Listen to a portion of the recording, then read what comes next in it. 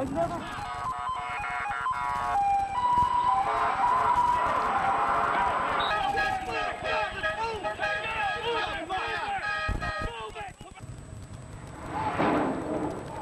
believed to be dead as terrorists strike at the heart of the United States, crashing hijacked jets into buildings. It's gone. It blew up.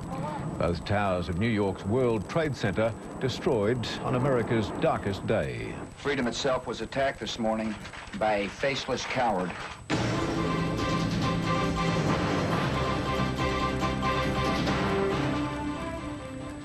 Good evening and welcome to this special one-hour edition of National 9 News as the world tries to come to terms with the almost unbelievable events of the past 19 hours. It was a calculated, ruthless and murderous attack on the heart of America. The tall and proud twin towers of New York's World Trade Center, now little more than rubble. The Pentagon also ploughed into by a hijacked airliner. Michael Usher, who's in New York, begins our coverage. America was under attack. New York was the front line, and the World Trade Center, famous twin symbol of American prosperity, was on fire. At 8:45 in the morning, a Boeing 767 speared deep inside the North Tower. It was already crowded with some of the 50,000 people who worked at the complex. 19 minutes later, it became brutally clear this was no accident.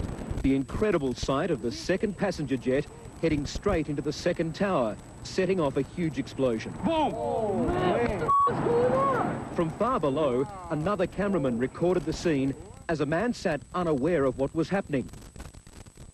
The jet was swallowed by the building, then almost emerged on the far side. The most audacious terrorist attack in history was fully underway. It's got to be a terrorist attack. I can't tell you anything more than that. I saw the plane hit the building. By now, the world was watching as flames took hold, but even then, few expected this was about to become worse, much, much worse. Trapped by flames and smoke, dozens of people hung out from the broken windows, trying to attract help, but many others realized rescue was impossible. One at a time in different parts of the building. I just started to see the people just drop. And I must have counted like 30 or 40 people, you know.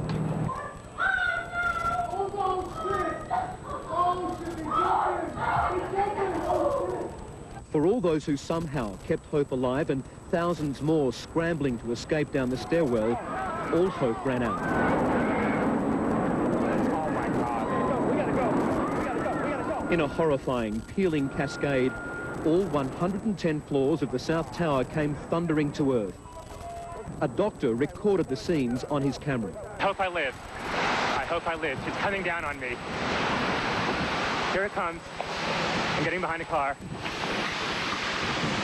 It's incredible.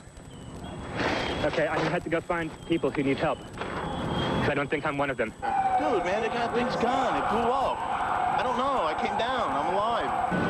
Still around, guys. Still around. Another cameraman kept recording as a massive dust cloud rolled towards him. Then the shockwave knocking other people to the ground. Everywhere, people running.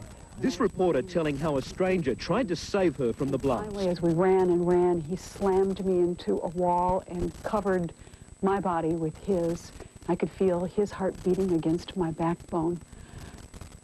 And I think both of us were sure we were dead.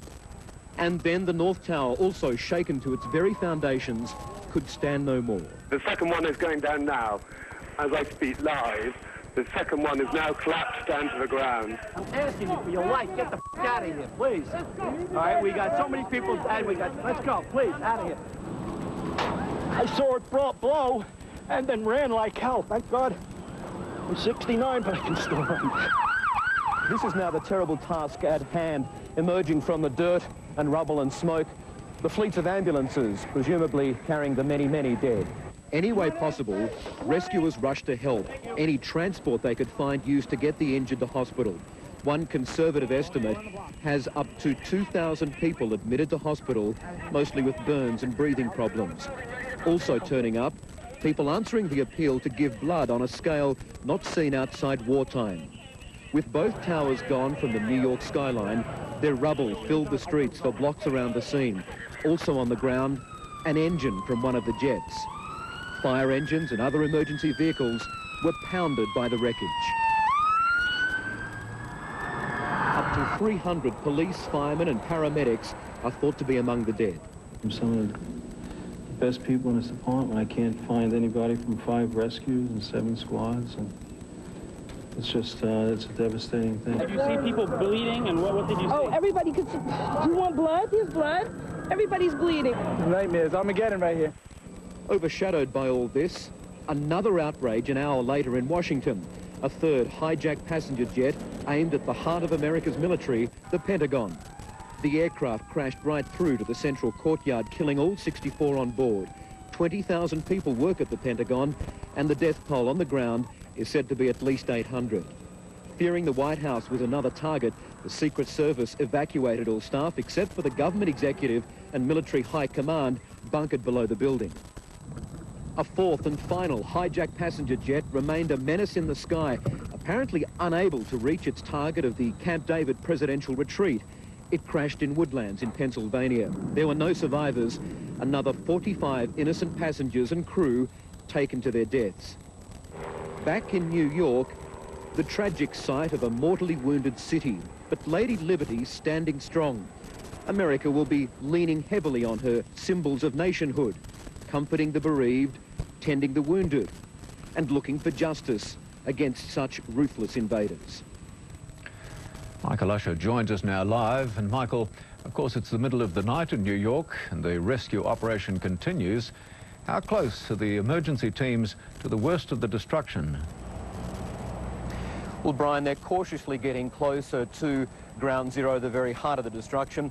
In the past few hours, we've watched hundreds of tons of heavy machinery being driven into the site that will slowly start to pick through that wreckage, and I believe, in fact, those first vehicles are getting on the site now. There have been also reports that underneath all that wreckage and ruin, there have been some survivors using mobile phones to call their family, but so far, no confirmation that any of those poor people have survived. And still, amongst it all, those fires, those very intense fires, are raging beneath the collapsed towers, and they simply cannot extinguish them. And I guess in the past few minutes too, we've witnessed some fairly sobering and somber sights here. Hundreds of rescue workers, firemen and police leaving the site here in busloads, their faces covered in dust and dirt, and many of them just sitting silently and staring out the window, Brian. What's being done to keep the rescuers' spirits up? Well, Brian, the very robust New York Mayor, Rudolph Giuliani, was down there against a lot of advice. He was one of the first on the scene, and he's been back today trying to gee up spirits. But really, a lot of the support is coming just from the New Yorkers around here. People trying to take people's sandwiches down there, trying to take the rescuers a bite to eat, a drink here and there, although many of them are being kept back. And of course, that incredible, overwhelming support of thousands of people rushing to donate blood to look after the many thousands who've been taken to hospitals and injured. But the real task at hand is not so much spirits, but maintaining stamina. These people are going to be working around the clock for many days to come, Brian. Michael Usher there in New York. The death toll from this tragedy is still anyone's guess. Many thousands were in the World Trade Center. About 300 firemen and another 100 police are missing after going to help. And up to 800 could have died in the Pentagon, at least 200 on the 4 planes. Americans are understandably in a state of shock, unlike anything they've ever experienced. As you'd expect, President Bush has promised that the people responsible will be hunted down and punished. Robert Penfold has more. Americans truly believe that today someone, some group, declared war on them. As they watched the horror of it all unfold before them on television, the country went on a warlike footing. The worst part about it is there ain't nobody to fight. With the World Trade Center burning in New York, the Pentagon partly destroyed in the nation's capital, the White House was thought to be the next likely target. Move everybody across the street. The president was out of town in Florida, so everyone, except the vice president and his national security team, were told to get out. I'm told that a plane went into the Pentagon and they're chasing us off the grounds here. The vice president then headed for a bomb-proof bunker to coordinate a response to the crisis. Everybody back. With the continuing threat in Washington, the Secret Service ordered President Bush to stay away from the city. A meeting with school children in Florida was abruptly interrupted, but he was soon trying to reassure a shocked nation. Freedom itself was attacked this morning by a faceless coward. and freedom will be defended. President Bush was eventually given the all-clear to return to Washington in the late afternoon. His plane shadowed all the way by a group of fighter planes. Soon after, an obviously shocked president appeared on the nation's TV screens. The pictures of airplanes flying into buildings, fires burning, huge structures collapsing, have filled us with disbelief, terrible sadness, and a quiet, unyielding anger. He described the death toll as in the thousands and issued a warning to those responsible for the attacks. I've directed the full resources of our intelligence and law enforcement communities to find those responsible and to bring them to justice. We will make no distinction between the terrorists who committed these acts and those who harbored them. Government buildings all over America have been closed and workers told to stay away until the FBI gives the all clear, because this attack was so well planned, so secretive, there's no guarantee that the mayhem we've seen today is the end of it. And for the first time in the nation's history, all airports across America were immediately closed. There will be another few hours before any decision is made about when planes will fly again. The airport's being evacuated, they need to go home. The World Trade Center was seen as the ultimate symbol of America's economic power. Situated close to the world's best-known financial district, Wall Street, there are real fears now about what might happen when the stock market eventually reopens and what effect all this might have on an already shaky US economy. This is a very serious event. It's economic shocks that come out of the blue that ultimately send us into economic recessions, and this certainly qualifies as a shock of immense proportion. In another security procedure never before witnessed, senior political leaders were helicoptered to a secret location, while other politicians and their staffs were told to get away from the Capitol building, while fighter planes patrolled overhead. And then police closed off the city of Washington to outsiders.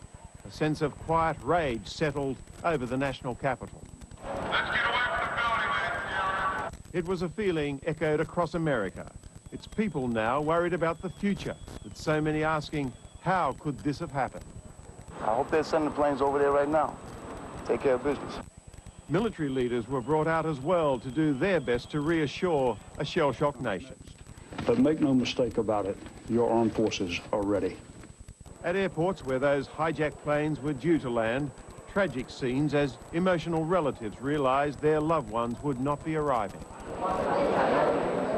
And finally, in a move to unify a stunned population, a group of politicians from all sides gathered on the steps of Washington's Capitol building tonight. They were there to show their resolve on this, the worst of days. God bless America, my home, sweet home. Robert Penfold is in Los Angeles. Robert, how soon is the United States likely to retaliate against this attack? Well, Brian, there's no doubt that once America finds out who did this, retribution will be swift. In the past, we've seen US airstrikes on those who attack America happen within hours. But really, this attack caught so many by surprise, it will take a while to pinpoint if it was, as so many believe, Osama bin Laden's terrorist group. It is also a huge test for President George Bush. Bush will back the military all the way on this one, and when they find out who did it, he has promised to use all of America's extraordinary military powers to get the terrorists and those who harboured them. Brian? Robert Penfold reporting there. The attacks have raised many questions. One of the most crucial is how the 4 airliners could have been hijacked in the first place. Such a well-planned act of terrorism with multiple targets. We can only imagine what the passengers went through. The doomed flights took off within minutes of each other. At Boston Airport, both American and United Airlines 767s headed for Los Angeles shortly after 7:45 this morning. Fully laden with hundreds of thousands of litres of fuel, the jetliners were about to become flying bombs bound for oblivion. They were joined by 2 other aircraft, a United 757 flight from Newark near New York en route to San Francisco, and a similar American Airlines service on its way to LA from Dulles near Washington. Radar screens picked up the first signs of trouble when the aircraft strayed from their planned flight paths.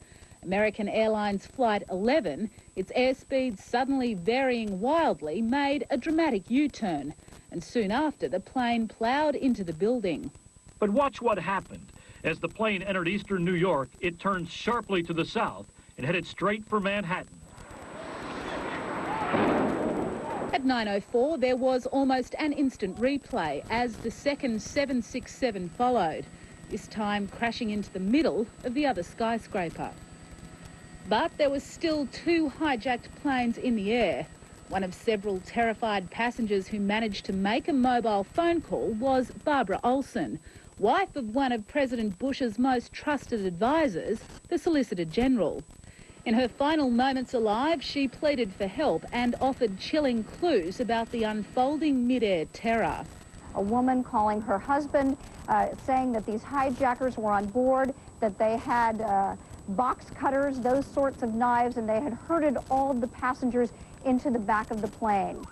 A third aircraft, American Airlines Flight 77, speared into the Pentagon building, a symbol of American military might and security, at 9:38. Meanwhile, the fourth plane, a flight from Newark, was headed west as air traffic controllers watched it turn back to the east coast. At 10:20, more than 2 hours after the coordinated attacks began, United Airlines Flight 93 crashed into a rural Pennsylvania field, and it's here that the best evidence yet of what went wrong may well be uncovered. Authorities hope to find the black box recorder containing tapes of cockpit conversations of those last terrifying moments. In the United States, Annalie Taylor, National 9 News. Prime Minister Howard was in Washington when the attacks took place. He has offered Australia's support and sympathy to the United States and has cut short his official visit. John Howard faced the media in Washington only minutes after the first terrorist strike on the World Trade Center towers, and he was clearly shaken. Could I just say before I start on any domestic things how horrified I am at what I've just heard regarding what's happened in New York. As the Prime Minister answered questions, an American Airlines Boeing 757 slammed into the Pentagon, America's key military command centre within sight of Mr Howard's hotel. It appears to be a most horrific, awful event that will obviously entail a very big loss of life. Oh, dreadful, just appalling, awful. Just 400 metres away, Australian television cameramen were caught up in the chaos at the White House as security was placed on full alert and federal buildings around the Capitol began to be evacuated. Folks, we need you to clear out this area immediately. Mr Howard, his wife Jeanette and son Tim were rushed to the safety of a bunker at the Australian Embassy, now under the armed guard of the US Secret Service. The Prime Minister was briefed on the tragic events unfolding around the United States and emerged 3 hours later to read a message he'd sent to the United States President on behalf of the Australian people. In the face of an attack of this magnitude, words are always inadequate in conveying sympathy and support. You can, however, be assured of Australia's resolute solidarity with the American people at this most tragic time. My personal thoughts and prayers are very much with those left bereaved by these despicable attacks upon the American people and the American nation. Mr Howard joined the international condemnation of the attacks. I can only hope, as I know all decent people around the world will, that those responsible for this despicable series of attacks upon the United States will be hunted down and meted out the justice that they so much deserve.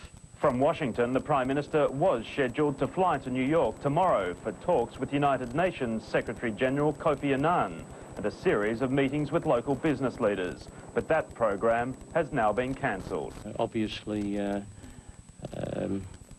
in the light of what's happened, it's unlikely that I will complete my program. Nigel is still in Washington with Mr Howard. And Nigel, what are the Prime Minister's immediate plans? Well, Brian, still a couple of hours until sunrise in Washington, and while the city may look calm, it remains in a state of emergency Just 3 kilometres from here, the Pentagon giving quite an eerie sign in the night sky with smoke still billowing from that building.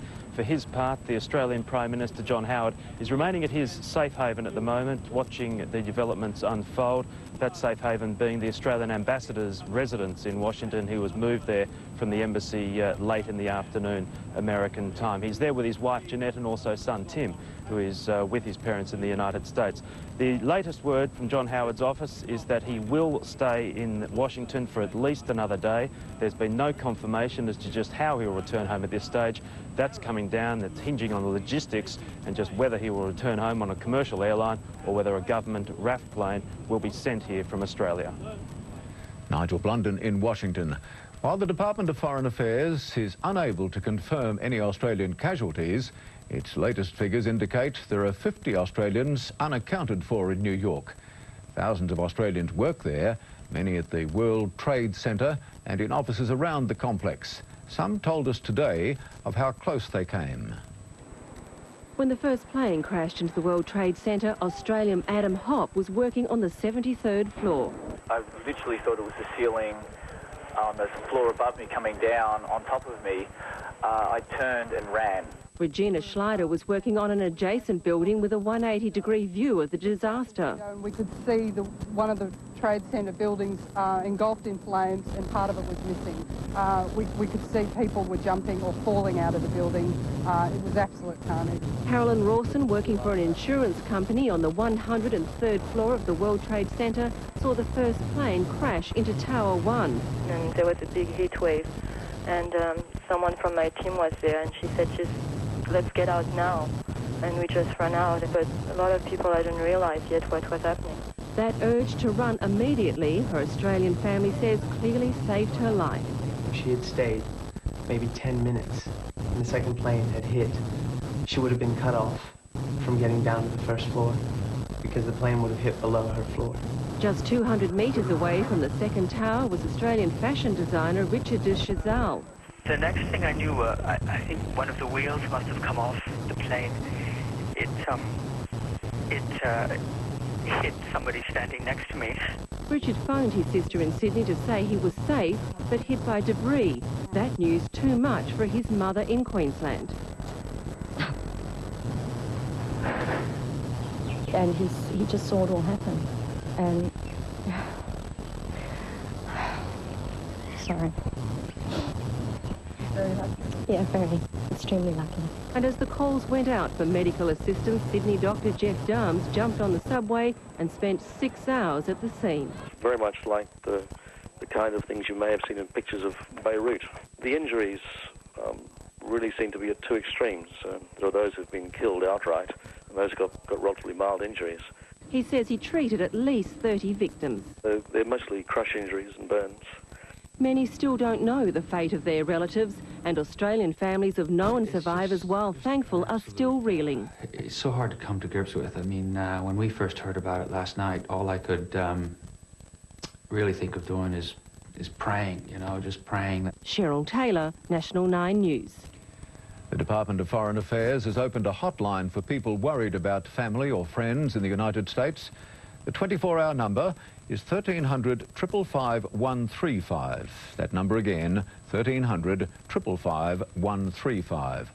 The department warns that because of the extent of the disaster, it could take some time to verify the welfare or whereabouts of Australians. No one has formally claimed responsibility for the atrocity, but American authorities say they have reason to believe that international terrorist Osama bin Laden is behind it. A sharp contrast to the shock and disbelief in the West. In the Arab quarter of Jerusalem, Palestinians were celebrating, showering children with lollies in a macabre show of triumph. In the early confusion, a Palestinian splinter group appeared to claim responsibility. That was quickly withdrawn, and it became clear that many in the Arab world wanted to distance themselves from the atrocity. We are completely shocked. Completely shocked. Unbelievable. The finger of blame is already pointing at this man, Saudi warlord Osama bin Laden, a billionaire. He's the world's most wanted and ruthless terrorist. He's said to be one of the few people in the world capable of such evil. thought to operate from Afghanistan, he's sheltered by the ruling Taliban, who deny he was involved. Middle East observers are not convinced. Bin Laden declared clearly 5 years ago that he will attack American interests and American embassies and American troops in the Middle East. Bin Laden is already implicated in some of the worst terrorist attacks on the US, the 1998 bombing of American embassies in Africa, a suicide mission on the USS Cole just last year, and the first attack on the World Trade Center in 1993. For a time, it seemed that the US was launching a retaliatory strike with explosions clearly visible in the Afghan capital, Kabul.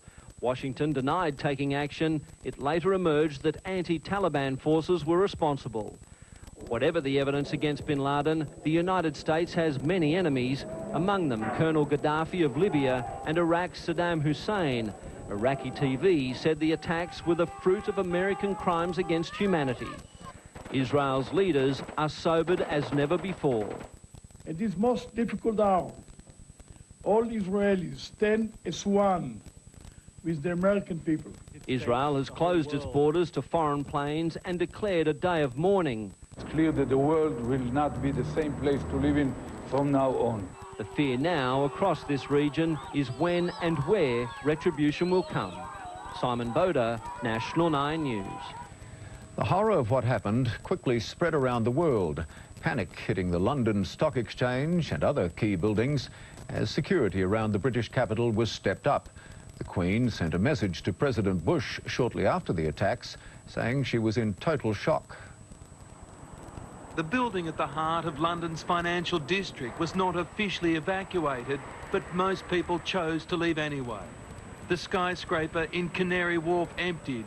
So too did the headquarters of the London Stock Exchange, while other landmarks were closed as a security precaution. It was a somewhat surreal afternoon in that we could see that all was going on, and then basically someone came round and said, right, everybody out. Many workers had colleagues based in New York's Twin Towers. To think that those people that certainly I knew in New York have collapsed along with the building is very difficult to comprehend. We know people in those buildings, so I just think it's terrible. It was early afternoon in London when news of the attack came through. Across the city, people stopped to watch the full horror played out on television. For years, the City of London has lived in the shadow of terrorism from the IRA. After today's events, it's now clear that threat may come from further afield. With the United States virtually sealed off, transatlantic flights were cancelled. Those en route were either diverted to Canada or forced to turn back. The pilot came on and said, you may be aware that we've been circling, we're in a holding pattern. We are unable to enter international airspace. Prime Minister Tony Blair rushed to Downing Street to convene a crisis meeting of the government's emergency committee, which was quick to raise security to its highest level. Flight paths into London have been changed so there will be no civil overflights of central London. Security has been increased across the full range of government buildings and military premises. And on the streets, it was clearly visible, the familiar ring of steel once again protecting the capital. US embassies both here and on the continent have been the focus of most attention. All have been given permission to close. In Moscow, President Vladimir Putin sent his condolences to the United States. French President Chirac expressed his outrage. There's no containing emotions. Across Europe, the grieving has begun. That report from Damien Ryan, who now joins us live. And Damien, what steps are the British taking, other than those, to increase security in London? Brian, the City of London is currently on amber alert. That's 1 grade short of red, which is the city on war footing. On the streets, extra police are clearly visible. Officers from around the city, outside the city, have been drafted in to help in the security operation. As we speak, the Prime Minister Tony Blair is chairing yet another emergency meeting of his key advisors. Mr Blair has already stated that the United Kingdom stands shoulder to shoulder with the United States, so it's highly likely any retaliatory move taken by America will have some British involvement. Brian. The attacks are being compared to those on Pearl Harbor. They came without warning, striking at the very heart of America and timed to have the most deadly impact. Recapping exactly what has happened, at 9:15 New York time, a hijacked 767 passenger jet slammed into the North Tower of the 110-story World Trade Center. Tens of thousands work in the massive building. Most were just arriving for the day. The crash, first thought to be an accident, but any doubts that the disaster was anything but a terrorist attack were dispelled 18 minutes later when another hijacked jet slammed into the South Tower. The carnage unimaginable, the terror far too real. But the attack on America was far from over. 40 minutes later, and the next target was the very heart of the country's mighty military machine, the Pentagon. Once again, a hijacked passenger jet was the weapon the building ripped apart. And it still hadn't finished. An hour and 25 minutes after the first disaster in New York, a hijacked United Airlines 757 traveling from Newark to San Francisco crashed into farmland 120 kilometers southeast of Pittsburgh. American 60 Minutes reporter Scott Pelley was right to the scene of the disaster, managing to get inside the exclusion zone set up by New York authorities. He has spoken to rescue workers and recorded some of their accounts. Here now, his close-up view of this overwhelming day. On some of the highest floors, the inferno and the smoke fueled a panic that led some to the windows, where they were either blown out or chose to fall. I've seen at least 12 people either jump or they had no choice. I don't know if it was by force. They didn't want to get burned or they didn't want to blow up, but they just jumped. And just look at them flying out the buildings like they're paper. For New Yorkers who witnessed the catastrophe, there was no doubt for an instant that it was terrorism. It was too nice a day for that to be an accident. We're just talking amongst ourselves. You knew the plane hadn't gotten lost? Not a day like today, first thing. It was a beautiful day. How does a plane hit a building on a beautiful day like that? Firefighters working at the center of the attack describe a scene of overwhelming devastation. Pieces of bodies in the streets and in the rubble. Rescuers climbed the girders of the shattered building searching for any sign of life, but there were precious few. Many firefighters and officers were wounded or killed when the first responders were caught in the collapse of the towers. One police officer told us no one has ever seen anything like this unless they were in Dresden in World War II. Horrible, horrible. The whole building just collapsed on us inside the lobby.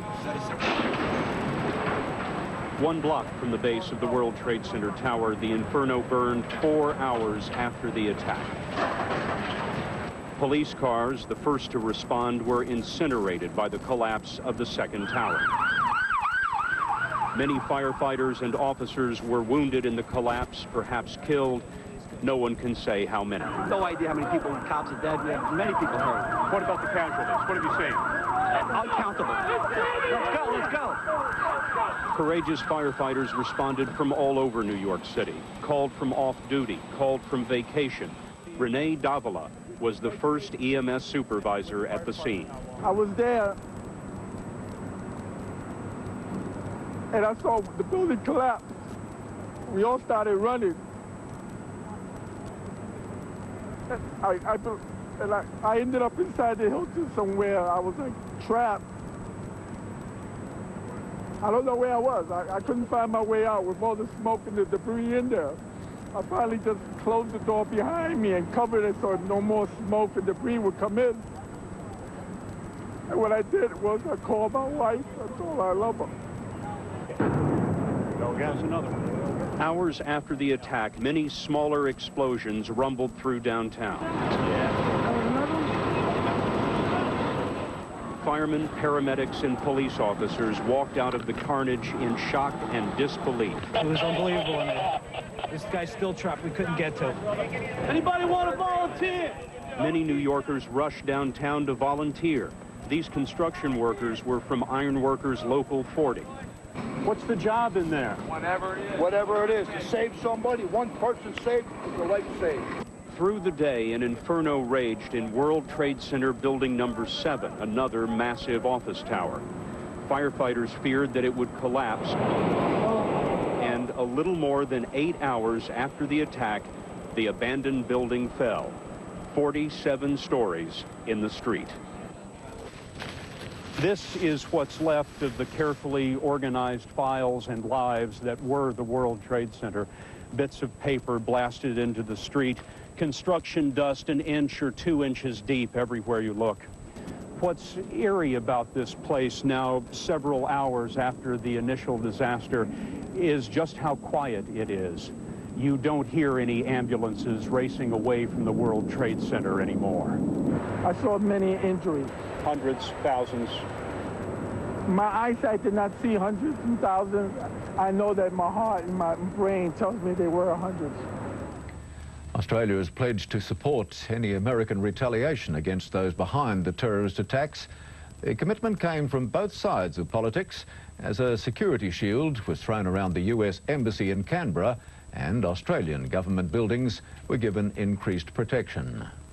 With the first news of the horrific events in New York and Washington, Australia's counter-terrorism plan swung into action. Intelligence and security experts working through the night, reporting to Acting Prime Minister John Anderson at 7 a.m. We've not seen anything like this.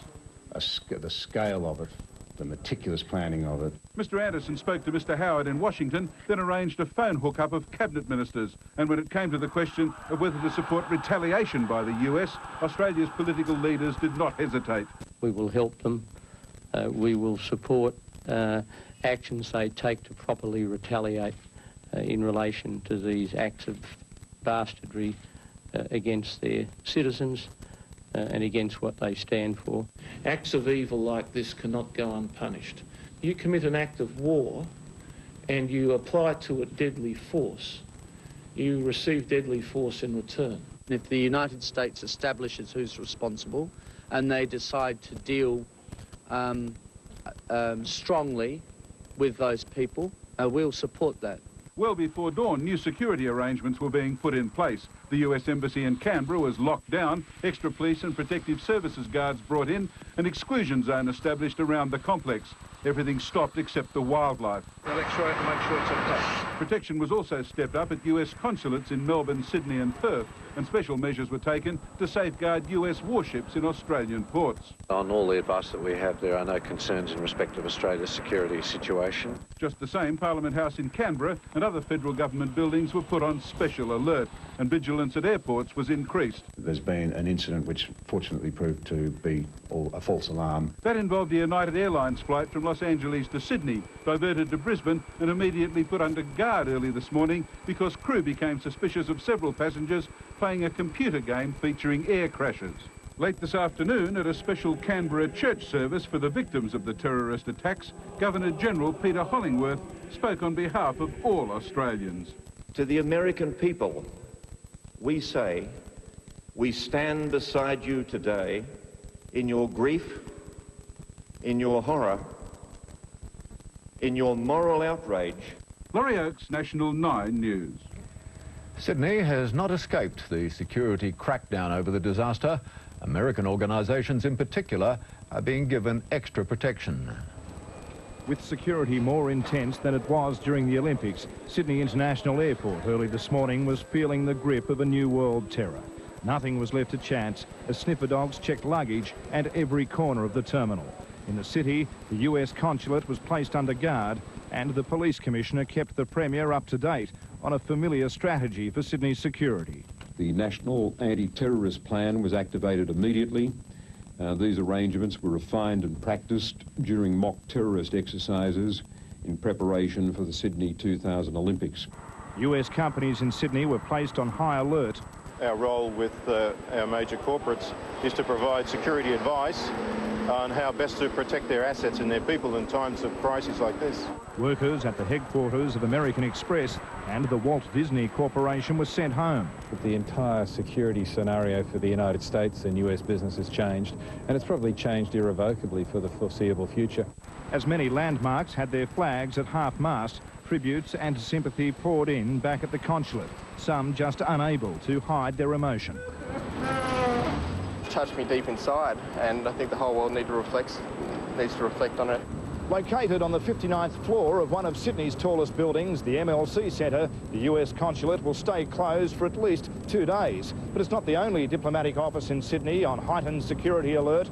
The Israelis have been taking just as many precautions. We are intensifying according to information available. We definitely pay more attention. The Israelis live in a constant state of security awareness, and the implications of Australia's alliance with the US were not being underestimated by anyone in Sydney today.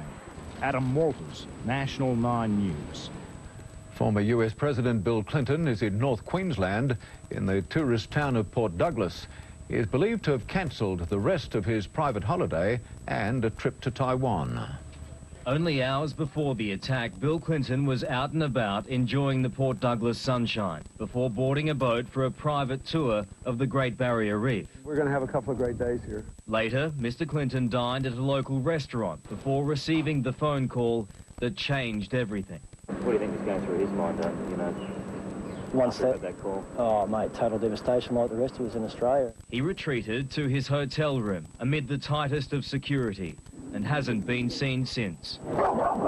Queensland police reinforcements arrived at the hotel throughout the night, concerned the former US president could be another target. Obviously, I can't go into the absolute details of it, but we're taking what we'd class as the normal precautions in a situation like this. This morning, the resort was virtually deserted. Is Mr. Clinton left yet?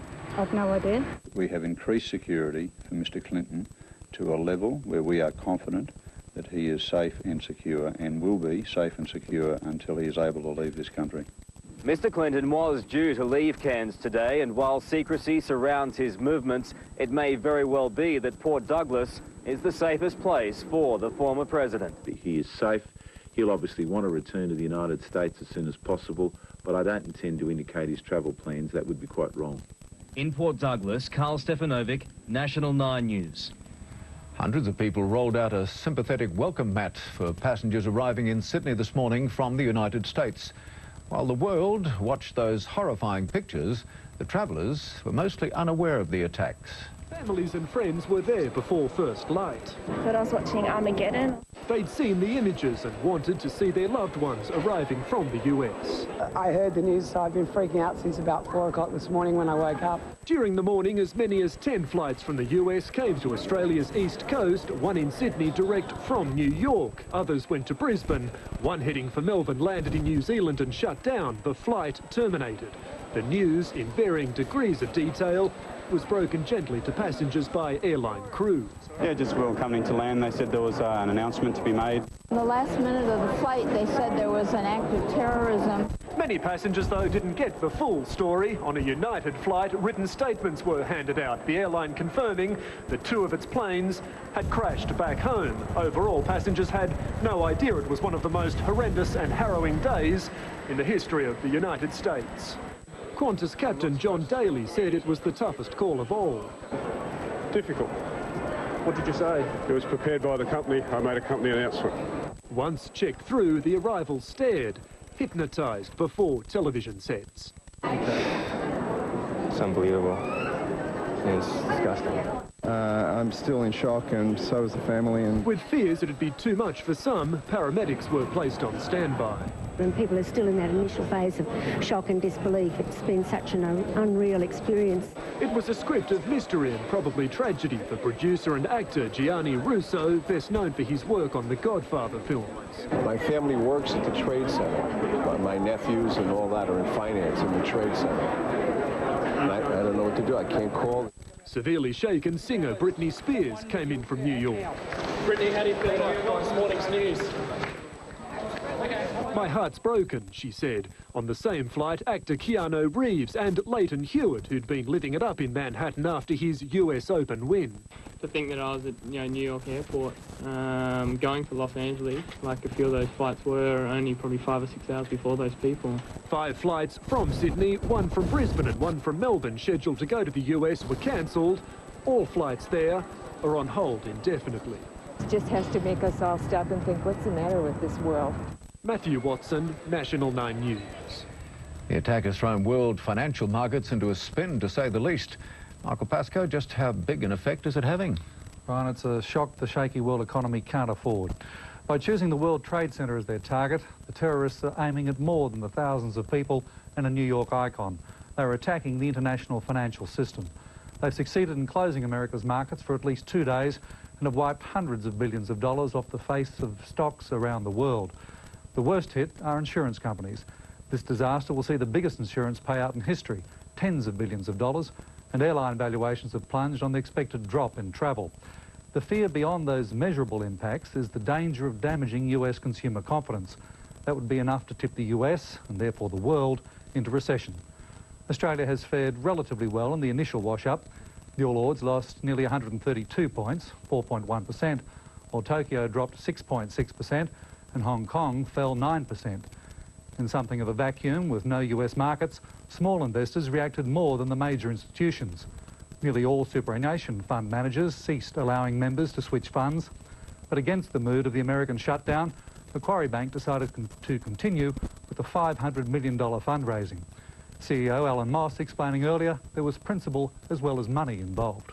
It's very important that financial institutions around the world demonstrate that this sort of terrorism is not going to disrupt the financial community. But it still hurt. Among the main falls, AMP shed $1.81, News Corp $1.60, or more than 10%, The National $1.57, and RMA Insurance 23 cents, Qantas 32, QBE 76, and Telstra 22, to a new 3-year low of $4.67. Our dollar initially rose against a weaker greenback, but then retreated. It's trading now at 51.82 US cents, helped by rumours of Reserve Bank intervention, but weaker on other rates. But one market jumped strongly and very cynically. Oil prices surged overnight and petrol prices instantly soared. According to the Fuel Watch price monitor, the most common price charge in Sydney today was 93.9 cents a litre, up 9 cents from yesterday. Such apparent profiteering might catch the immediate hip pocket, but much more important for us all is an early return of confidence to the stunned US markets. Anything less and recession threatens. Brian. Thanks, Michael. On top of the human tragedy, the destruction of the World Trade Center is a serious blow to leading Sydney businessman Frank Lowy. He has a 99-year lease on the retail sector of the complex. Earlier this year, Westfield chairman Frank Lowy won the rights to lease 400,000 square metres of retail space in the World Trade Center. The $260 million upfront investment considered the jewel in the crown of Westfield's US portfolio. But the destruction of the Twin Towers saw the prices of Westfield Holdings and Westfield America Trust dramatically fall, down by up to 9% at one stage. Quite a significant negative impact on confidence and morale. It's absolutely a terrible tragedy what has happened. Of the 10 Westfield employees inside the building, one male American staff member remains unaccounted for. Investors can take some comfort. The property and income stream were insured against acts of terrorism. While the loss of the World Trade Center asset is a major blow to the Westfield business, analysts predict it won't have a significant impact in the long term. Westfield, as I say, have a very long history of being successful in what they do, and I'm sure we should have confidence that they'll get the job done. It's believed Westfield will continue pursuing opportunities in the US. 2 weeks ago, announcing an investment in rival mall owner Rodamco North America, with the aim of taking over this company and its 40 shopping centres. Anna Corrin, National 9 News. There is, of course, other news tonight, and we'll take a few moments out for that in our coverage of the disaster. Firstly, Qantas has decided it won't buy into Ansett. Qantas saying today that Ansett's problems are far too great for it to take on. In Sydney and Melbourne, Ansett engineers and maintenance workers gathered for crisis talks amid rumours the airline could be grounded as early as this afternoon and staff would be locked out. I can't swear, but it's utter disgust and disbelief. 30 Kiwis, mate, they did to us. With Qantas saying Ansett's problems were far too great to take on, Air New Zealand's board was desperate. After running Ansett into the ground, it wanted taxpayers here to pay for its mistakes, begging the Australian government to underwrite the airline's billion-dollar debts while it attempted to create a new discount carrier, Ansett 2, a Virgin-type operation only bigger. We've just been advised that the Australian government does not favour this proposal. As the pilots' union offered a staff buyout, Anset's parent company then signalled a fire sale, claiming they'd received other offers, but failing to say what they were. Acting Prime Minister John Anderson said he was disappointed with the Qantas decision. This afternoon, he continued to hold high-level talks with all the key players to see if another rescue plan could be cobbled together. But without a government bailout, it seems Anset's time may finally be up. Unless there's a last-minute deal overnight, the airline as we know it will cease to exist. It'll be sad to see them go. Flo Bitcon, National 9 News. The warship Manura is tonight steaming north from Papua New Guinea, bound for Nauru, in the government's latest tactic in the refugee crisis. The decision comes after the government expressed anger at the federal court's ruling yesterday, Defence Minister Peter Reith describing it as good for people smugglers but bad for Australia. Up all night watching events in New York, Nauru's president says his sympathy for the boat people has increased. This is exactly what the people are running away from. They're not running away to it, they're running away from this type of thing. And by next week, they'll be in his waters, the Manura, ordered to steam for Nauru with its full load of asylum seekers, while the government appeals yesterday's federal court order to return to Australia. In Melbourne today, the full bench hearing was set down for tomorrow, a decision expected early next week. Meanwhile, the boat people keep on coming. Another 120 turned away today off Ashmore Reef. Nauru says if Australia needs more help, it will consider taking on more asylum seekers, even possibly becoming a permanent facility. Well, if we're asked, we'll do the same thing. We'll consider it, yes. But already Australia is being warned we should not push our luck. I cannot see Nauru being a long-term answer to this problem of refugees that Australia is involved in at the moment. In Nauru, Hugh Remington, National 9 News. An argument has ended in the shooting of a man in Bradfield Park below the Harbour Bridge this afternoon. Witnesses say 4 men were gathered in a group near the North Sydney pool when up to 3 shots rang out. They then scattered, with one man limping away before stumbling to the ground. He'd been shot in both ankles. The attackers escaped in a red car. In his mid to late 20s, the victim is stable in the Royal North Shore Hospital. And in sport, the Brisbane Broncos arrive in Sydney soon for Saturday night's semi-final against St George Illawarra. They had their final run in Brisbane this afternoon. The out-of-form premiers, knowing they must win for a chance at defending their title. The pace of everyone individually has to play to their ability on the day, and we will be the team we want to be. Last night, St George Illawarra's Jason Riles outpolled Trent Barrett and Nathan Blacklock to be named the Dragons' Player of the Year. Now to Alan Wilkie for the weather. Thanks, Brian. Temperature in the city right now is 16 degrees and is overcast with some rain. It's been cloudy for most of the day with widespread thunderstorm activity late in the morning. Along the coast to the south of Sydney, the day was very cloudy there with periods of rain, heavy at times. The winds fresh and gusty from the south and the seas moderate on an easterly swell. Temperatures in the metropolitan area were close to average again today. The top afternoon readings 20 degrees at Campbelltown and 21 in the city. On the central coast, the maximum temperature was 22 and at Katoomba only 11 degrees. Quite cold there. This is the cloud that moved across the state, giving widespread rain and also thunderstorms in many districts, but you can see along the southern part of the New South Wales coast, that's where the heavy rain occurred, and falls of around about 50 millimetres in many areas south of Sydney. But this area of low pressure is starting to move off the coast, and the further it moves away, of course, the lighter the winds will become, but they'll still be fresh and gusty along most of the coast during tomorrow morning. As far as Brisbane is concerned, we've got fine weather coming along up there, top of 25 degrees tomorrow afternoon. Melbourne, early showers at 18 and cloudy for Adelaide, and for Perth, fine at 19 degrees. Sydney tomorrow, cloudy with a few showers in the morning, showers becoming isolated through the afternoon and a mostly fine evening. Southwest to southerly winds, they'll be fresh and gusty near the coast, and the sea's rough on a 1.5 metre swell. The maximum temperature in most suburbs, 20 degrees Celsius. And looking further ahead, cloudy periods on Friday, and it should be fine right across the weekend, Brian. Thank you, Alan. Now recapping the events which have shocked the world. Unknown terrorists have launched a series of attacks in the United States. A hijacked passenger jet was flown into the North Tower of the World Trade Center in New York. Then, just 18 minutes later, another hijacked plane slammed into the building's South Tower. More than 50,000 people work in the Trade Center, An unknown number have been killed, but it's expected to be in the thousands. Just 40 minutes later, the violence continued, but this time in Washington.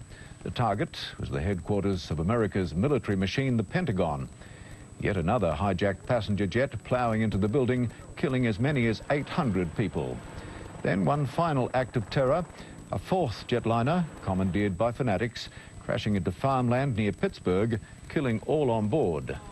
President Bush has labelled the attacks as evil and despicable and vowed to hunt down those responsible. In the meantime, the world waits and watches the outcome of the greatest act of terrorism history has ever seen. Today, our fellow citizens, our way of life, our very freedom came under attack in a series of deliberate and deadly terrorist acts. The victims were in airplanes or in their offices, secretaries, businessmen and women, military and federal workers, moms and dads, friends and neighbors. Thousands of lives were suddenly ended by evil, despicable acts of terror. The pictures of airplanes flying into buildings, fires burning, huge structures collapsing, have filled us with disbelief, terrible sadness, and a quiet, unyielding anger. These acts of mass murder were intended to frighten our nation into chaos and retreat. But they have failed. Our country is strong. A great people has been moved to defend a great nation. Terrorist attacks can shake the foundations of our biggest buildings, but they cannot touch the foundation of America. These acts shatter steel, but they cannot dent the steel of American resolve. America was targeted for attack because we're the brightest beacon for freedom and opportunity in the world, and no one will keep that light from shining. Today, our nation saw evil, the very worst of human nature, and we responded with the best of America, with the daring of our rescue workers, with the caring for strangers and neighbors who came to give blood and help in any way they could. Immediately following the first attack, I implemented our government's emergency response plans. Our military is powerful, and it's prepared. Our emergency teams are working in New York City and Washington, D.C. to help with local rescue efforts. Our first priority is to get help to those who have been injured and to take every precaution to protect our citizens at home and around the world from further attacks. The functions of our government continue without interruption. Federal agencies in Washington, which had to be evacuated today, are reopening for essential personnel tonight and will be open for business tomorrow. Our financial institutions remain strong, and the American economy will be open for business as well.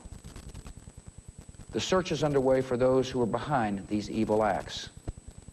I've directed the full resources of our intelligence and law enforcement communities to find those responsible and to bring them to justice. We will make no distinction between the terrorists who committed these acts and those who harbor them. I appreciate so very much the members of Congress who have joined me in strongly condemning these attacks. And on behalf of the American people, I thank the many world leaders who have called to offer their condolences and assistance. America and our friends and allies join with all those who want peace and security in the world, and we stand together to win the war against terrorism. Tonight, I ask for your prayers for all those who grieve, for the children whose worlds have been shattered, for all whose sense of safety and security has been threatened. And I pray they will be comforted by a power greater than any of us, spoken through the ages in Psalm 23. Even though I walk through the valley of the shadow of death, I fear no evil, for you are with me. The wait is Wednesday, September 12th, 2001, a day that will not easily be forgotten. Stay with Channel 9 for our continuing coverage of this crisis. This is Brian Henderson. Good night.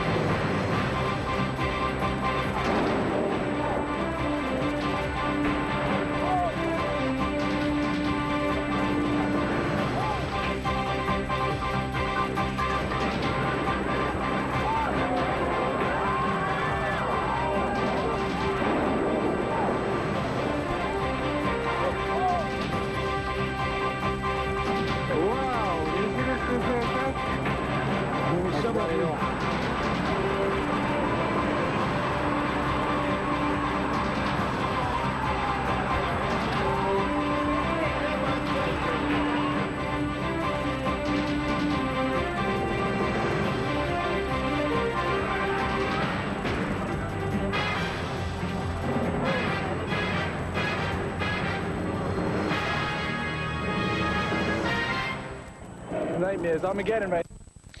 Hi, thanks for joining us. We'll be covering an event that will live in...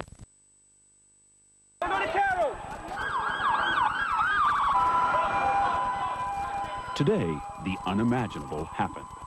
At the start of a busy workday, New Yorkers heard an explosion, then looked up to see a symbol of America's economic power, one of the World Trade Center's twin towers billowing smoke and flames.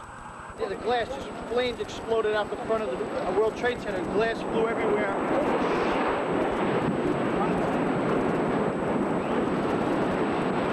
Minutes later, literally from out of the blue, an even more horrifying sight. A jetliner bearing down on the other tower. It was a direct hit. A second airplane, a 727, just rammed into the building. Before the hour was out, the symbol of American military power, the Pentagon, was also in flames. It too apparently the target of a new weapon, a passenger jet hijacked and turned into a guided missile. Across the country, shock, sorrow, fear, outrage, and the realization that America was under attack. About 8:45 this morning, the sky over Manhattan was clear following a night of violent thunderstorms. In the city's financial district, the very heart of American commerce, thousands of workers were already at their desks. Moments later, in the upper reaches of the 110-story North Tower, sudden impact. As Matt just mentioned, we have a breaking news story to tell you about. Apparently, a plane has just crashed into the World Trade Center here in New York City. 1 second after the sound started, there was gray smoke and what looked to be like confetti flying all over the place. Fire and death above, confusion below, as some 10,000 people streamed out of the building. There was a lady had a big gash on her head, so it was people stampeding one over top of another. Witnesses reported a horrifying scene. Desperate people jumping from the burning skyscraper. Bloody clothing and body parts scattered on the streets below. As emergency crews rushed to the southern tip of Manhattan, the immediate thought, could it really be happening again? In 1993, the same building was hit by a truck bomb, Islamic militants hoping to topple the one tower into the other. 6 people died in that attack, and 1,500 were injured. But within the first minutes today, it was clear that the toll this time would be much higher. Then, at 9:03, less than 20 minutes after the first strike, with police and rescue personnel still scrambling to respond, this. There were many people in the building. Oh, another one just hit. Something else just hit. A very large plane just flew directly over my building, and there's been another collision. Can you see it? I can see it on the shot. Live cameras trained on the first stricken tower captured another huge explosion, this one on the South Tower. Only this time, the attack was documented. This indelible image to be replayed again and again, seared into the American memory. And here it comes right there. An American Airlines 767 with 92 people on board hijacked on its flight from Boston to Los Angeles, becoming the implement of mass murder. The impact was devastating, the airliner punching through the skin of the huge tower, another rain of glass, concrete, and terror. It's like this unbelievable ball of fire, and the whole street, which is now awakened, everyone's like, whoa. People start crying, people start running. It was now clear that this was no accident. The first tower had also been hit by a hijacked passenger jet, a United flight that had also taken off from Boston, bound for LA.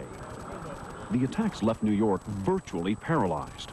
Tunnels and bridges linking the city shut down, subways closed, telephone lines jammed, cell phones overloaded as frantic callers tried to contact loved ones. At 9:30, President Bush in Florida to talk about education addressed a nation reeling and in need of reassurance. Today we've had a national tragedy. 2 airplanes have crashed into the World Trade Center in an apparent terrorist attack on our country. But even as the president pledged to hunt down and punish those responsible, another attack, this one even more audacious. The target, the Pentagon. Another American Airlines jet bound for Los Angeles had been hijacked, this one taking off from Washington's Dulles Airport.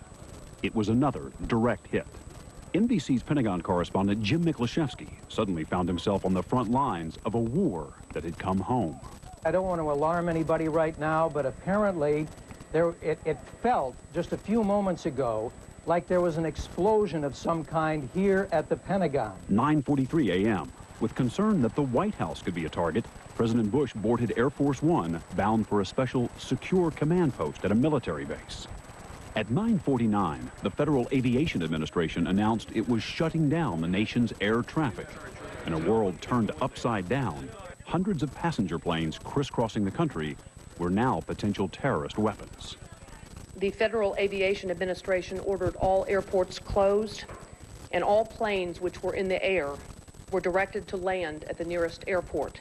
This morning, on a scale beyond belief, Americans experienced what it's like to feel truly vulnerable, to realize when someone is willing to die for a cause, we are all potential targets. The number one suspect, this man, Osama bin Laden, a radical Islamic terrorist linked to past attacks on American interests. A London-based Arab journalist said today that 3 weeks ago, followers of bin Laden warned of a huge and unprecedented attack on the U.S. Was this it? Somebody provided the logistical support for this operation, and clearly the only person, or one of the only people, that has built up such a network in the world today is Osama bin Laden. There was no word from bin Laden, but the Taliban-ruled government of Afghanistan, where bin Laden is based, issued a statement this morning condemning the attacks and saying bin Laden did not have the capability to carry out such acts. And there were plenty of other suspects, ranging from radical Palestinian groups to rogue governments.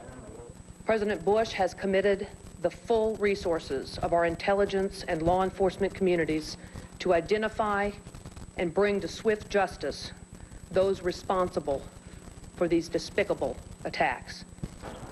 While the nation's intelligence community ran down possible suspects and tried to assess whether more attacks were imminent, rescue workers in New York and Washington confronted a disaster of immense proportions.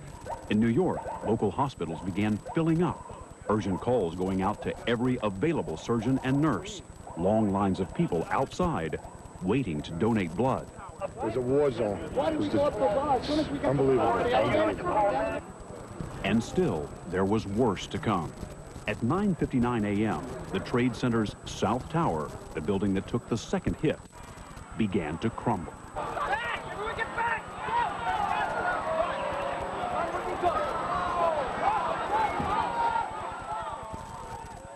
It was almost incomprehensible. In a matter of seconds, the skyscraper collapsed and was gone. Suddenly, we hear, the security say, everyone get out now, everyone run for your life. NBC producer Shahar Baran was there with a home video camera. A bunch of women just standing there, shocked. By then, the whole building sort of implodes. It just goes like this. And you see like a side of the building, and then it goes, and there's this ball, this silver yellow ball sort of heading towards you, kind of in slow motion. You can't figure out what to do. People are starting to run like crazy. Then, at 10 a.m., news of another passenger plane in trouble. Someone on United Airlines Flight 93, traveling from Newark, New Jersey to San Francisco, called 911 and reported a hijacking. Then, an explosion and silence. The plane crashed here, some 80 miles outside of Pittsburgh. There were 45 people on board. So far, 3 passenger jets used kamikaze style, and a 4th that might have been. 266 people on board killed. The death toll on the ground still unclear. Then, at 10:30, another sickening sight. The tower still standing, following its twin, collapsing, vanishing in a cloud of smoke.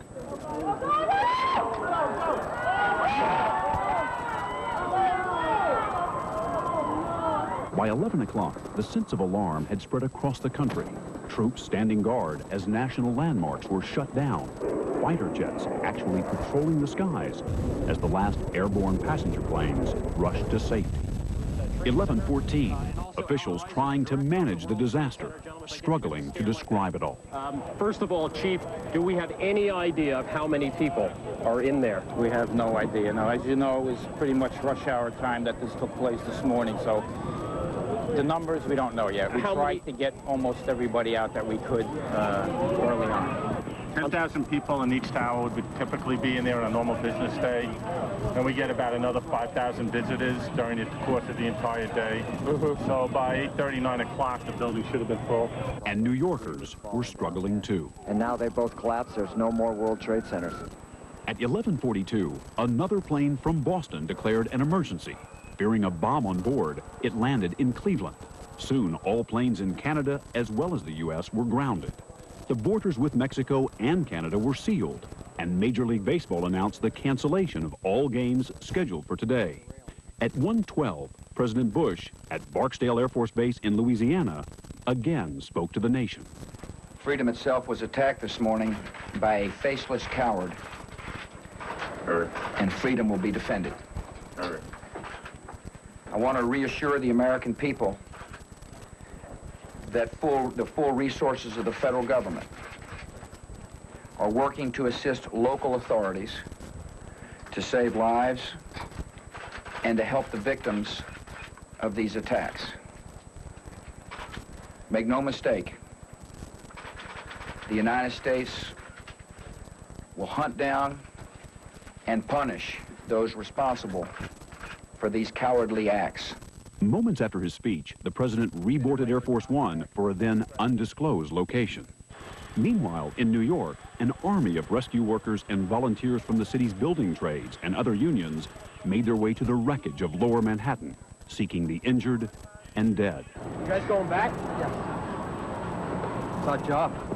You worried about that other tower? Personally, I am. I got fellow officers that might be trapped. Not trying to be a hero, but I think if you were in this position, you'd do the same thing. Those civilians who could made their way by foot across the Brooklyn Bridge, as New York Mayor Rudy Giuliani called for calm in a city that was more shell-shocked than terrified. And I'd ask the people of New York City to do everything that they can to cooperate, not to be frightened, to go about their lives as normal. The mayor's news conference gave the first hint of just how high the casualty count could be. There are over 1,000 rescue workers, probably about 2,000 that are deployed, trying to get into the buildings, trying to find people, trying to search for people. The governor and I spoke a couple of hours ago.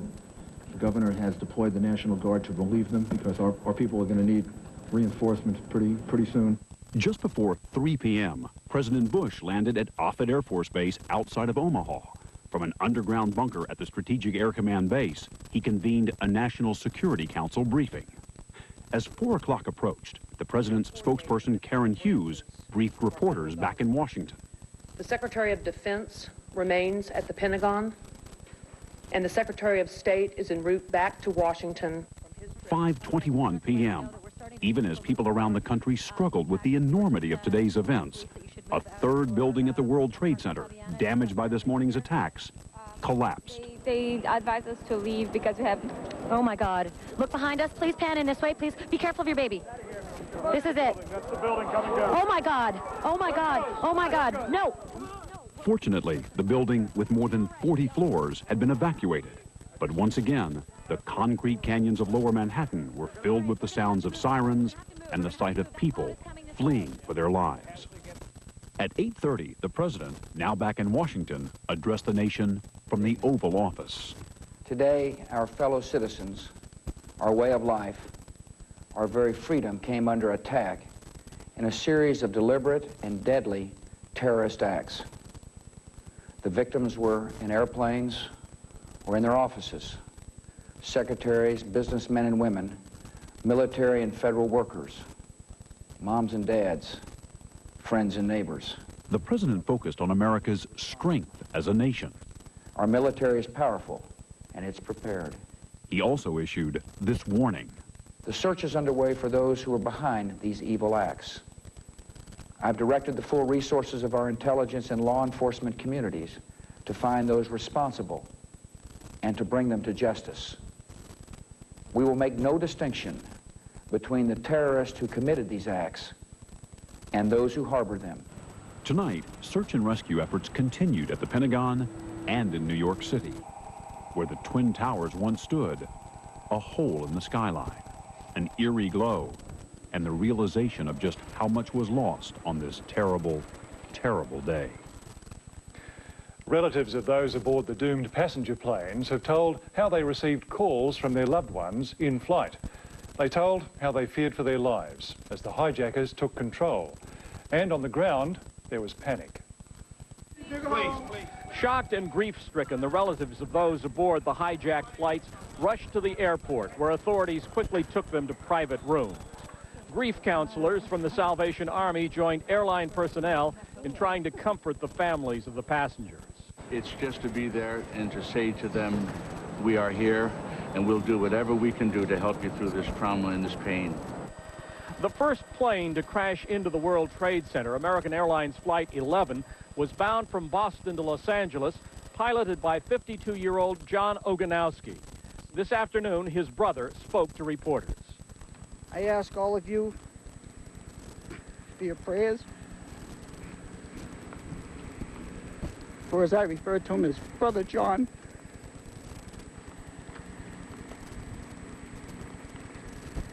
And I ask you to also pray for our whole country today. Among the well-known passengers on the hijacked planes, the producer of the TV series Frasier, David Angel, and CNN commentator Barbara Olson, wife of U.S. Solicitor General Ted Olson. She reportedly called her husband twice on a mobile phone to tell him her plane was being hijacked, that the crew and all the passengers were being herded to the back of the aircraft. And on United Flight 93 from Washington to San Francisco, one of the flight attendants, Cece Myers, also used a cell phone to report that hijacking to her husband, a policeman in Fort Myers, Florida. By midday in Los Angeles, FBI personnel were swarming over the airport checking for possible bombs, but none were found. As a precaution, police and the FBI ordered the airport evacuated. We're evacuating all terminals and we're stopping traffic all over. An eerie scene at Los Angeles International tonight, the airport completely empty. Former U.S. President Bill Clinton has boarded a special rescue flight sent by the American military this morning. Mr. Clinton has been holidaying in a North Queensland resort. He was locked away in his hotel last night. The Galaxy aircraft arrived in Cairns late today, escorted by 2 heavily armed U.S. fighters.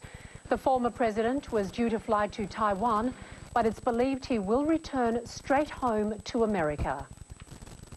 About 600 people have gathered in Canberra for a church service to pray for the victims of the terrorist attacks.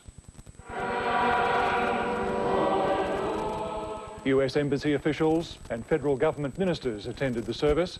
Governor-General Peter Hollingworth expressed the nation's condolences to the American government and people. The world's most powerful nation has been so devastatingly and inhumanely attacked in its own national and commercial capitals by ruthless terrorists, killing and injuring so many innocent people, shakes to the core our hopes for humanity and our confidence in civilization. Other services are being held around the country tonight. Well, big crowds have gathered in the city tonight to watch events unfold on 7 News special screens. They're showing coverage throughout the evening and will continue tomorrow morning. Our reporter Monique Wright joins us now from Martin Place. Monique, please describe the scene there this evening. It's surreal in here, Anne. It's quiet, it's sombre, and there's also a feeling of shock, a feeling of uneasiness. People have been gathering here in Martin Place all day to watch the latest pictures on the big screen and watching this terrible tragedy unfold. Of course, this is the same place that people came during the Olympics to watch the games here. Of course, a very different feeling. Now it's been raining, it's cold, but still people are standing around. They just can't believe what they're seeing. Now I've got a couple of people with me here who have been standing here just watching the pictures, and we might start here with you. Now just tell me, why are you sitting here watching this? This morning I heard on the news and didn't actually get the whole story, so I thought I'd come down here, check it. I mean, I just couldn't believe it. You know, this day and age of something to happen like that. it's quite amazing. So I thought, come down, get the whole story, just, you know, in shock. Can't believe it. Now, a lot of people, of course, in the CBD know people in New York, so it makes it extremely personal for them. But this is a tragedy that has affected all of us, and the message going out to the relatives of the victims is that Australians want to help in any way that they can. How do you feel about that? Do you feel as if we could offer any sort of support or assistance? Well, I think the federal government have been saying that they would support the US government in terms of military support, and not just Australia. I think all over the world is offering support from this terrible, you know, terrorist act. So I think the US isn't alone to condemning these particular terrorists for this you know, monumental travesty. Now, Amelia, you only heard about this in the middle of the day. How was that for you? It made it all the more shocking, really, to discover that this had been going on and I'd been completely unaware. It's just thrown my notion of humanity and what is fair and right and possible. Yeah. Do you feel as if Australians are wanting to help? Oh, of course. I mean, so many people are walking around dazed. It's surreal. And of course, everyone's so thinking of everyone over there. Absolutely. My heart goes out to them. And now that feeling of uneasiness that we talked about before, what about for you personally? How do you feel walking around the CBD? I mean, this could have happened anywhere in the world. Yeah, that's true. I mean, this day and age, I mean, with the recent things going on, you know, politically within Australia as well, you know, it could have happened to you, could happen anywhere. I mean, it's just unbelievable as to what has happened. I mean, still trying to come to terms with, I mean, and being so far away, trying to help, it makes it a little bit, you feel helpless in a way. Okay. Well, these big screens will be set up throughout the night, and still, you know, hours after work is finished, people are still standing here and just watching in disbelief. Yes, a lot of emotion in the city today as the reality of the attack set in. Monique Wright, thank you very much. Thanks, Anne. The Foreign Affairs Department in Canberra fears as many 50 Australians are among the casualties. Up to 15,000 Australians could be there, either working or on holidays. A Sydney man is believed to have died aboard one of the hijacked planes, and an executive from the Westfield Company is missing in the shattered World Trade Center. An emergency hotline has been set up for Australians concerned about friends or relatives. Now, the numbers to call are 1800 002 214 or 1300 555 135. The Foreign Affairs Department has extra staff to take the calls, but they are overloaded, so patience is urged. Now, those numbers again, 1800 002 214 or 1300 555 135. A short time ago, a Foreign Affairs spokesman gave this update on Australians caught up in the attacks in the United States. Well, the situation is still very unclear, but at this stage we estimate about 50 Australians are unaccounted for. These are people who we have reason, or good reason to believe, were in the vicinity of the World Trade Center in New York at the time of the blast.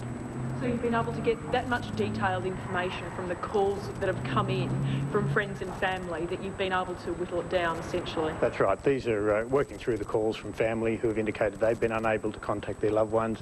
They've been able to tell us where they believe they were working or living at the time, and these are people who, given that information, we have reason to believe could have been involved in some way. I stress this doesn't necessarily mean these people are involved, but they're people that we haven't been able to contact, or friends and relatives have not been able to contact.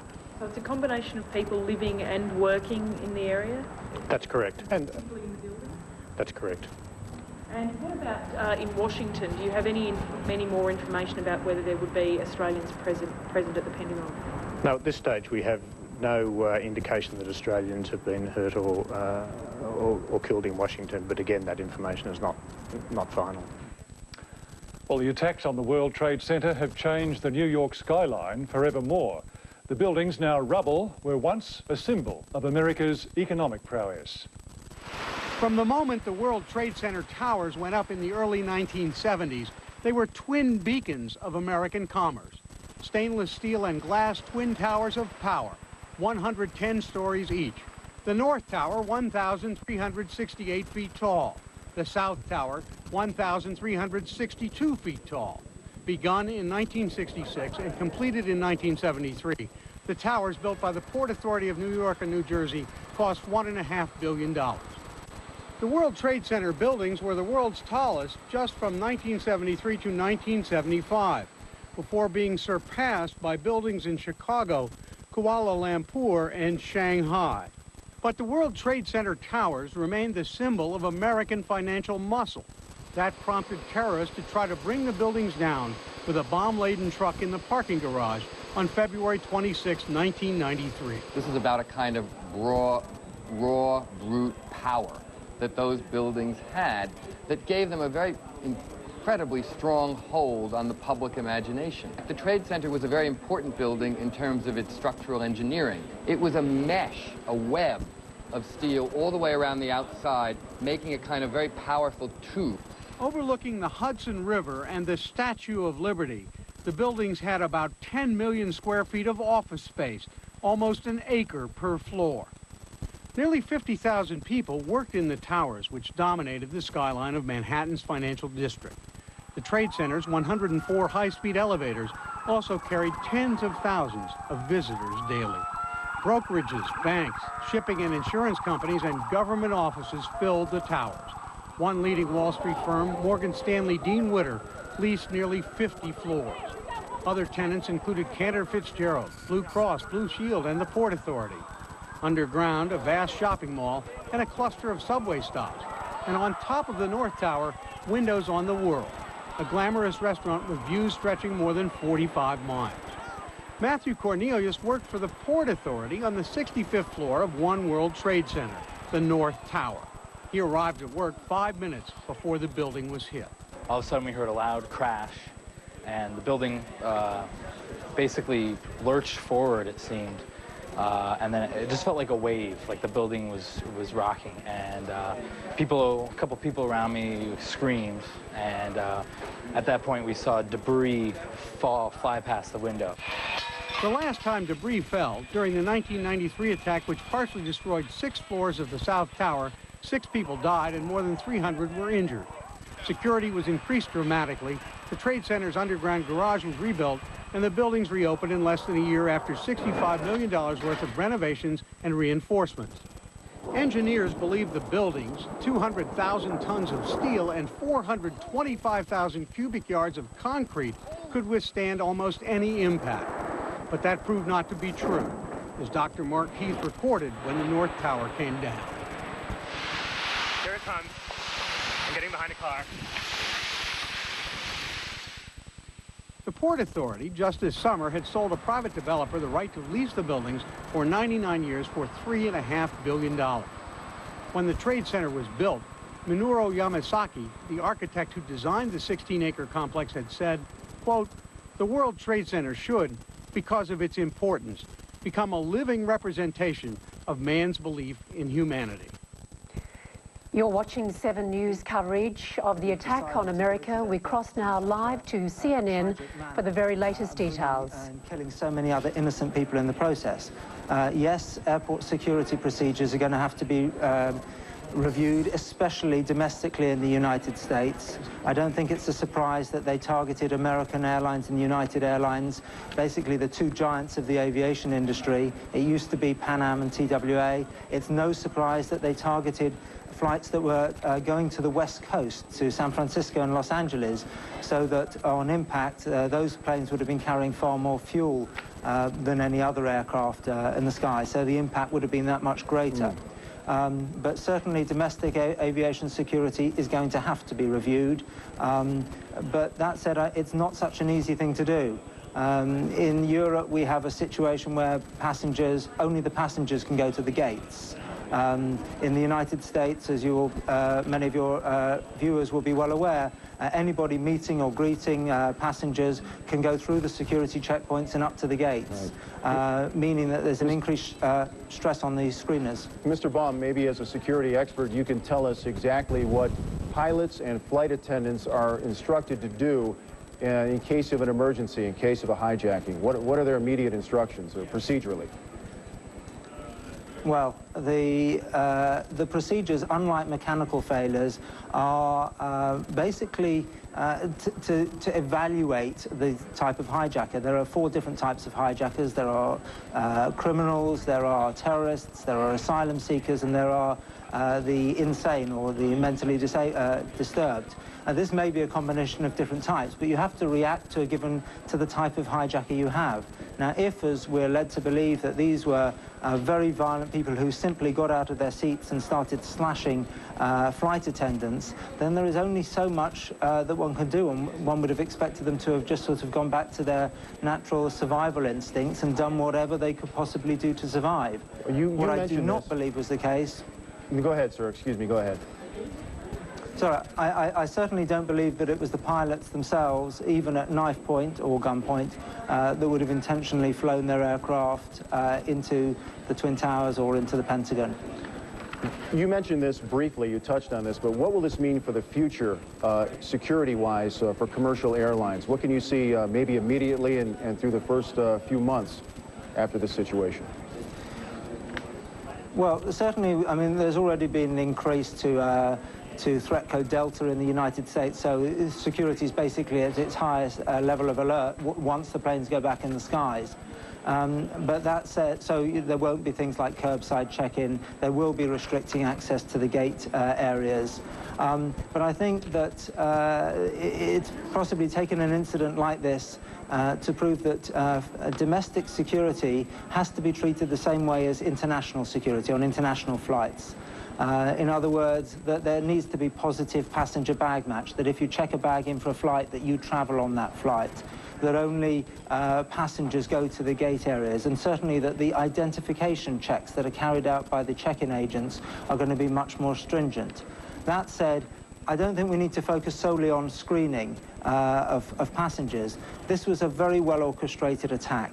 This involved insiders, either in the airlines or in the airports. Certainly there are reports coming through this morning from Boston that, of people with contacts in the UAE with flight manuals were found in a car in Boston. These people knew what they were doing. They probably had very good contacts, and they didn't necessarily go through the passenger screening points. All right, Philip Baum, thank you very much for joining us this morning. Vince, as dawn begins to break over the East Coast, we take you now live for what for many of you could be the first look here on this day after of this devastating terrorist attack. The gap in the sky where you are looking is where the Twin Towers of the World Trade Center once stood. The New York skyline completely changed this morning as hundreds of firefighters are going through the rubble, trying to find if there are any survivors, trying to count the dead. We may not know for weeks how many people died in this attack on one of America's most significant financial power centers. And then on to Washington now, where we have this devastating scene of the Pentagon. There you see the collapsed area of the building where a passenger jet plowed through to the inner circle of the Pentagon. Once again, rescue operations there underway. As many as 800 or more Pentagon employees may have died in this attack. We are covering this throughout the day, but in the meantime, of course, Garrett Uckley on the scene in New York, reviewing the damage, counting the losses. Garrett? And Carol, also at this moment, we want to take a few moments and think about some of the heroes in today's tragedy or yesterday's tragedy. Of course, we don't know how many they were and what was happening in that airplane that crashed in Pennsylvania or in the Pentagon offices or even here in Lower Manhattan. But we do know this. We do know that 80 or more members of the New York City Police Department, men and women, are missing and feared lost. We know that 300 or perhaps even more members of the New York City Fire Department are missing or lost. Who were they? They were people doing their jobs. They were the ones this morning or yesterday morning who were racing into those Twin Towers to save people, going up the stairwells while everybody else was racing out, and they raced into a trap. Here's a report from correspondent Deborah Farrick. Many of the 300 firefighters missing and feared dead were believed to be inside the World Trade Center when it collapsed. I can't find anybody from 5 rescues and 7 squads, and it's just, it's a devastating thing. I don't know, well, the fire department will recover, but I don't know how. Arriving first on scene, they ran into the burning towers, carrying hoses and trying to get people to safety. The horror of it all is all the the first alarm, second alarm, third alarm, fifth alarm companies, they're rolling there. And there's a lot of companies are wiped out from what I understand. Fire engines were crushed, a strategic command center silenced, and several of the highest-ranking fire officials buried beneath tons of dust and steel. I don't know what to say. We lost people that have given over 40 years. Those who got out in time went back, injuries and all, to search for their friends. Others off duty grabbed their gear and raced to help dig out any possible survivors. My brother works in the 91st floor. My brother, and he's unaccounted for at this time. So I'm just, doing a lot of praying. Praying amidst an unnatural silence. That's probably what amazed me the most. There was no people to be seen. Even the dogs couldn't find people. At firehouses in Manhattan, there were flowers and mourning as everyone waited, holding out hope. They should have been here already. The rig is not back. They're not back. They should have been back. More than 30 police officers also died. Choking back tears, several firefighters summed up the catastrophe. These are your buddies. We lost a lot of friends today. A lot of friends. A loss that will be shared by all New Yorkers. Deborah Therick, CNN, New York. And now we have some of the names of the four most high-ranking members of the New York City Fire Department. We'd like to mention them to you because we're getting so few names of victims in yesterday's disaster. Peter Gonchi, the Fire Department Chief. William Feehan, First Deputy Commissioner of the Fire Department. Ray Downey, Chief of Special Operations Command. And the Reverend Michael Judge, the New York Fire Department chaplain, missing and feared lost down in lower Manhattan today. What more can we say? What are New Yorkers waking up to? Well, now they're waking up to their morning newspapers, and now the New York Times is there. That says it all. U.S. attacked, the picture, and the stories of what happened. Today's headline, a headline that will not be forgotten. And back to you now, Carolyn Vince in Atlanta. Certainly not the pictures that we're seeing and continue to see. Garrick, Deborah Therick was reporting on what she called an unnatural silence in this city that never sleeps. What is the scene below you? What is the city like compared to how it would normally be at this very early morning hour? Well, at this morning hour, it'll be pretty busy. 5:40, the workers will be pouring into town already, even before the sun has come up behind me here to the east. We have the streets, as you can see, which are empty. Some of them in lower Manhattan are sealed off, but the streets around us at 34th Street, traffic is being allowed, or some traffic at least. However, when you look over to the east of us, just 2 blocks away, there's an Empire State Building that's shrouded in darkness right now. But we're told that the streets around the Empire State Building have been sealed off, as has the headquarters of the United Nations on the East River, which was evacuated on Tuesday.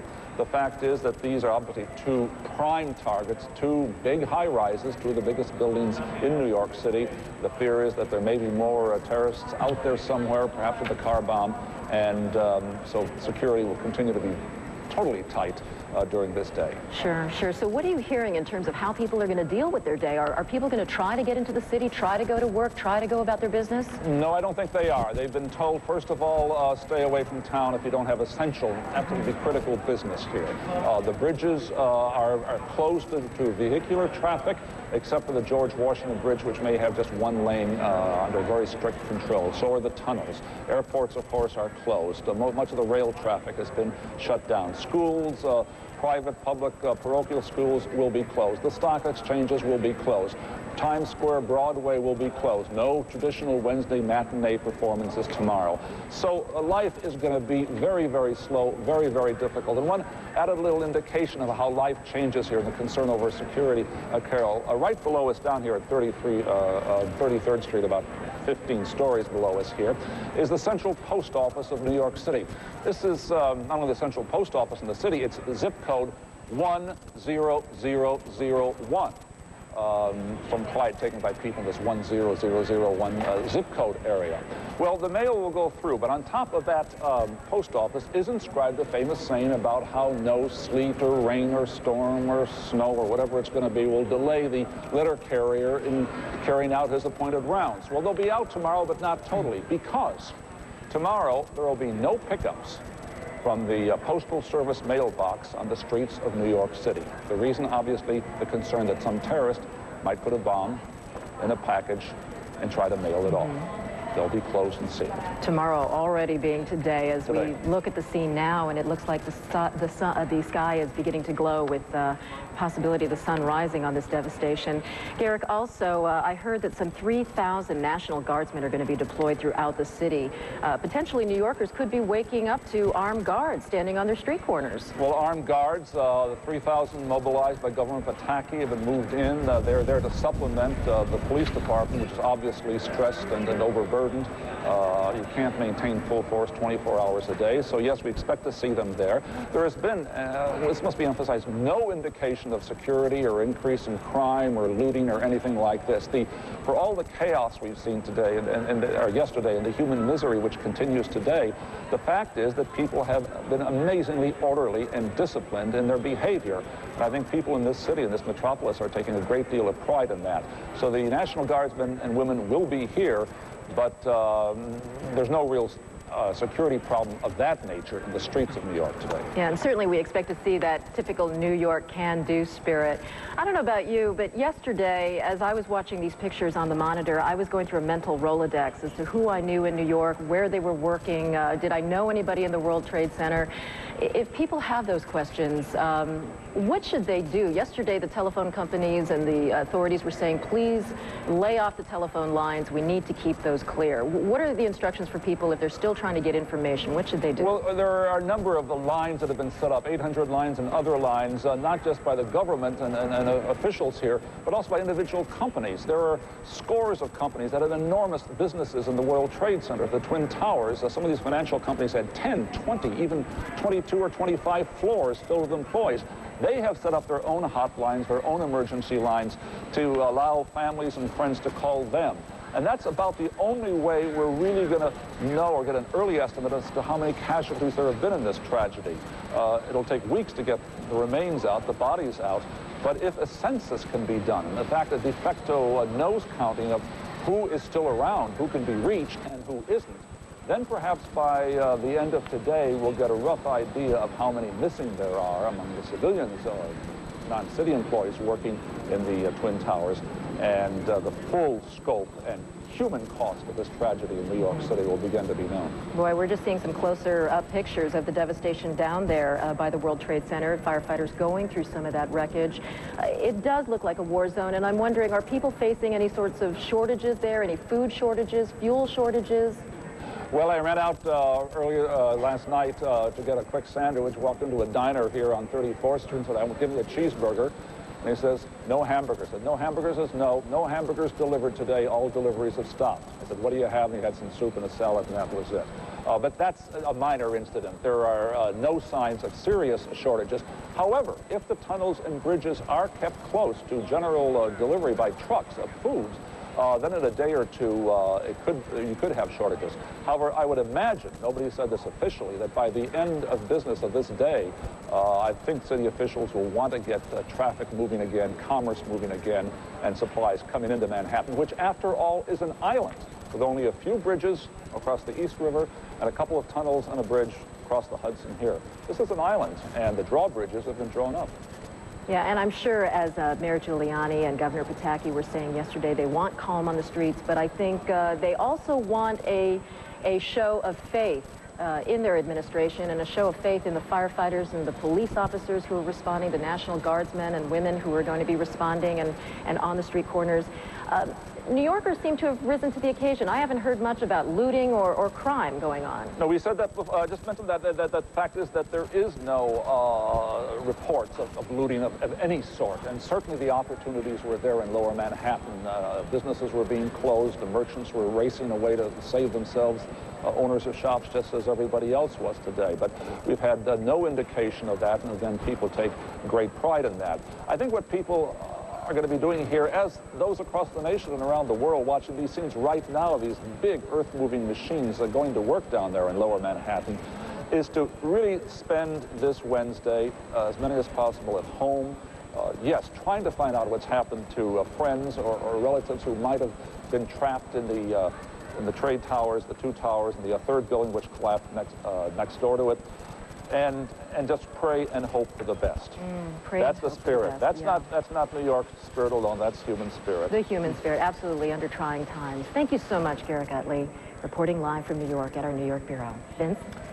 The day after the attack will no doubt be a long one in Washington, where U.S. leaders are deciding what the next step will be. And joining us now live again is CNN senior White House correspondent John King. And John, what do we expect President Bush, will do today? Well, Vince, let me start first by saying just in the past few minutes, we have seen the lights come on in the White House residence behind me. On a normal day, the president generally rises between 5 and 5:20 a.m. every day to begin his day. This, of course, anything but a normal day, but some activity already at the White House. We are told by senior administration officials the president will, once he reports to work at the Oval Office, receive an update on the latest on the investigation, as well as the rescue and recovery efforts underway, as well as the diplomatic efforts by the State Department and others to reach out to key allies and other governments around the world for their assessment of this great tragedy.